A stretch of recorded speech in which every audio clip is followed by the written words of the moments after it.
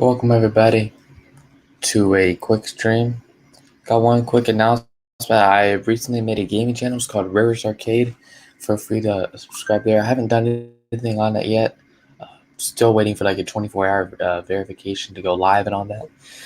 So yeah, I'm excited for that. But first of all, today we are going to be reacting. I got two upcoming things, the non-podcast related that we can react to. But first of all, it's a Coruscant overview featurette. Never seen this before, but I guess it's explaining what I don't know. Let's find out. Let's find out. So let me show my screen. I'm doing it on a new browser, so I'm hoping you can see me well. Can you see the stream? I don't know if you can or not. There we go. All right, so yeah. Episode 3 begins in the space. So I guess start talking about where episode 3 began. If I had to guess. It's above Coruscant with the big space battle. All the space battles that had happened in the previous pictures were literally out in space. And what we were saying here was that this battle was still in the upper atmosphere. We weren't quite into space yet. And that gave us a license to do atmospherics. We could do smoke trails and flame. We could have hanging smoke. And yeah, I know that first shot is about... Oh, wait a minute. Why did they just do that? Oh, man. I know that first shot in Revenge of the Sith at the very beginning is about like a whole minute and a half long. So it's like one big shot sequence. Debris from damaged ships. And we could have drag on missiles. Just a bit of a different look from how space battles have been treated previously. Come on, R2, fight him off. Get him off this jet. Fighter thing. One thing I thought was amusing about the Jedi Starfighter set that we had was that for the angles where we're looking at our characters front on, we shot through the front window of it. And when we were first setting those up, George didn't like the knees of the characters being right in front of the lens. And that was really the best access point was through that front window. So we had the actors drop their knees down, but once you drop your knees down, your legs aren't bent anymore. And the only place for your feet to go is outside the front windows. So all those scenes where you see the characters piloting the craft, their feet are sticking out of the windows. Oh, I see that. Oh, wow, I didn't know that. That would be kind of uncomfortable because I don't know. Kind of leaning back. It's on the front. Now, break right. Left. Ready? Let's do that again. Some new Coruscant locations on episode 3 included the Opera House. Right, that's where Palpatine met Anakin, told him about the tragedy of Darth Plagueis. That's a cool art of it, man. That's really nice. Where Anakin has a private discussion with Palpatine. There's some cameos in that. I think George and his daughter are just outside. Oh wow, I have heard something like that. Yeah, so George Lucas is that guy on the right, and that's his daughter on the left. Okay, kind of. Yeah, I can see the upper box. One of the things that's kind of fun about working on these pictures where the whole worlds have to be created is those worlds have to be populated. Oh. I don't know. George Lucas was actually in Star Wars. How do you get to populate these worlds? You get the cheapest labor you can, which is ourselves. So Roger Guyette and Rob Coleman and I would do it for free. And Denise Green, Jill Brooks, and Janet Lewin are all in an opera box. That's the next one over. Like a quick day trip. The producers and supervisors box.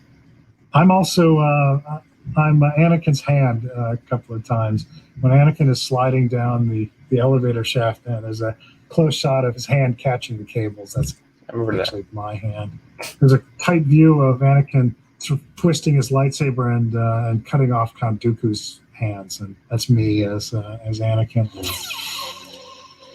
One of the things that George likes to do, because I've seen him do it a number of times, is if there's some portion of the set that we've seen in a previous picture that was left unbuilt or was unseen in the picture, that's an opportunity to do something with it.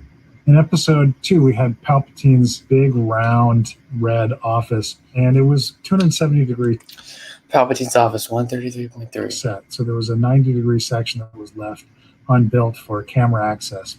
We built that missing section on episode 3, and that's what... Anti-chamber layout.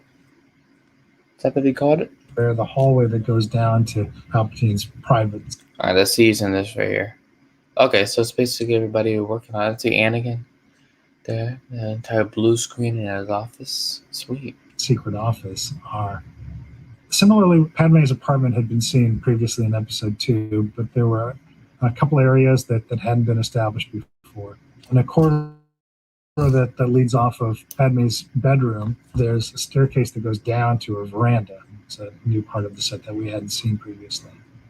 Another new area for Coruscant is the Imperial Rehabilitation Center. This is this emergency medical area that Anakin is taken with after he was so horribly injured on Mustafar. This is where he becomes Darth Vader.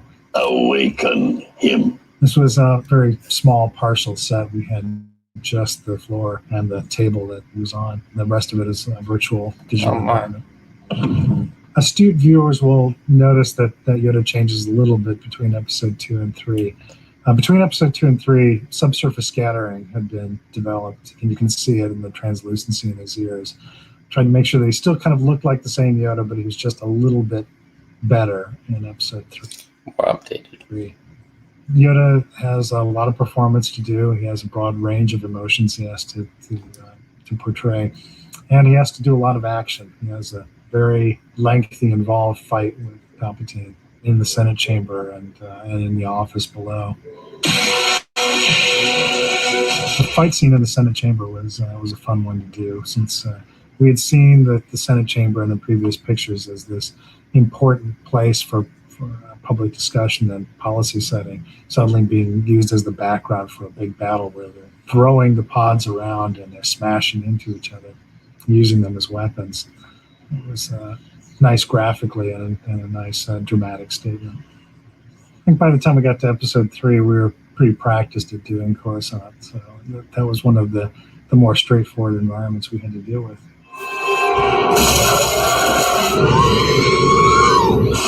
The R2 noise.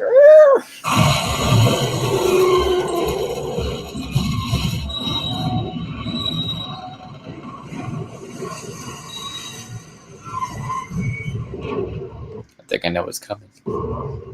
Another happy landing. They had to end with that. Oh man, what a line, another happy landing. Okay, everybody, thank you. That was awesome. Coruscant overview featurette. I learned a lot of things. I didn't know that guy was Anakin's hand. It's good to know. Interesting to find out that it wasn't. I thought it was always Anakin's hand. George Lucas is in Star Wars right at that scene. What was it? He just said it. Remember that Opera House? Can't believe I forgot that. What's this? George Lucas on how Star Wars got made. What is it? That was my recommended I see. Let's go down a bit here. I don't know if we're Watch Office, but that's cool. What is this, George Lucas? I've never seen that. I finished American Graffiti. I was broke later because I didn't get paid very much to do American Graffiti. It took me 2.5 years to do it, and so I was desperate to get another job. When I gotten the deal to do American Graffiti, how long is this? 4 minutes? Or the United Artists, who I made the first deal with to develop it, said, "You got any other ideas?" And I said, "Well, I've been thinking about kind of a space adventure, Saturday matinee serial kind of movie." And they said, "Okay, well, we'll do that too." So when I finished American Graffiti, the Universal was not going to release it. I was dead broke. And so I had to get a job just to live. And so I had this deal to do this space film. And so I went to United Artists with this idea of the space film, and they turned it down. And then I went to Universal for the idea of the space film, and they turned it down. And finally, in the process of us screening the film for anybody and everybody who would look at it in order to try to get it released, American Graffiti, Alan Ladd Jr. saw it, who was the head of 20th Century Fox. And he said, "I love this movie. You're very talented. And what do you want to do?" And I said, "Well, I'm trying to get this space thing off the ground." And he said, "Okay, well, I'll fund the screenplay." And so I got the deal to do the screenplay. And it wasn't really until 6 months later that American Graffiti came out and was a hit. This was all done when I was starving, and I 6 months when it came out. When did American Graffiti come out? It's like early 70s? The $20,000 I got to write the screenplay was like more money than I'd seen in 2 years. So I was very relieved that I could now sit back, write a screenplay, have a job, eat a decent meal, and that sort of thing. And so later on, when American Graffiti came out and was this giant hit, then I used that opportunity to. I'm gonna save that for another stream. I think that would be good. It's pretty good. Interesting to find out. Well, anyway, gotta go.